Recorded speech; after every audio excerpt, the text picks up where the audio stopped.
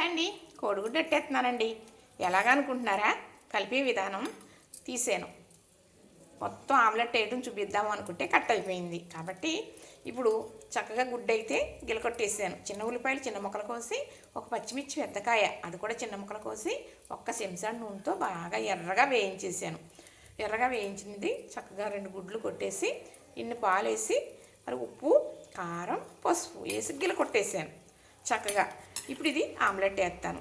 ఎందుకనంటే ఉల్లిపాయ వేపి వేసుకున్న ఆమ్లెట్ చాలా బాగుంటుందండి. చాలా రుచిమట, మొహం మొత్తెత్తది మనం తినడానికి. కాబట్టి మా అమ్మ వేసేది కాబట్టి అలా వేసి మీకు నేను చూపిస్తాను. ఒక స్పూన్తో ఉల్లిపాయ ముక్కలు వేయించాను కదా, ఒకే స్పూన్తో ఆమ్లెట్ వేసేస్తానండి. ఇంతకుముందు నేను ఆమ్లెట్ వేసి పెడితే మరి ఇలా ఉల్లిపాయ ముక్కలు వేపి ఆమ్లెట్ వేస్తే నూనె బాగా పొంగుతుంది అనమాట.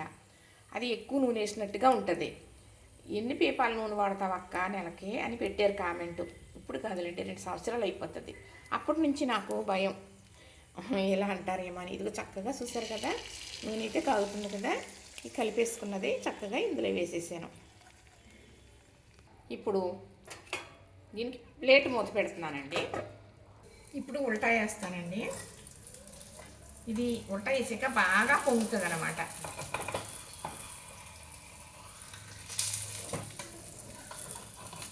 ముక్కలు అయిపోవచ్చు, చెప్పలేములేండి. చూసారా? సరే, మళ్ళీ మీకు చూపిస్తాను. ఇప్పుడు ఇలా వేస్తానండి. ఇరుగుద్దో వస్తుందో చూద్దాం. తిరగలేదులేండి. నేను ఏటం తేడా అంటే పొట్టు ఉండదండి. ఉల్లిపాయ ఎక్కువ వేసాను కదా, ఉల్లిపాయ తక్కువ వేసుకుంటే జిగురు వల్ల బాగానే వస్తుంది. అటేమో కూడా మళ్ళీ కాలుస్తున్నాను. ఇదిగోనండి, ఆమ్లెట్ రెడీ. చూసారా? మనం ఉల్లిపాయ ముక్కలు వేయించి అట్టేసుకుంటే ఇంత ఎర్రగా ఇంత బాగా వస్తుంది. కొంచెం అటు ఇటు రౌండ్గా వచ్చేలేదు అని అనుకోకండి, మనం తినేదే కదా. కానీ రుచి చాలా బాగుంటుంది.